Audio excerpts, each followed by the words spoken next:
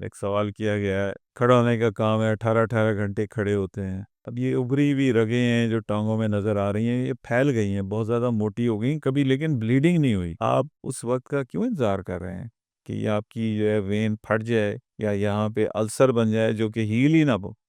Venice ulcers انتہائی سٹبن ulcers ہوتے ہیں، یعنی ان کو ہیل اپ کرنے کے لیے بہت ٹائم چاہیے ہوتا ہے.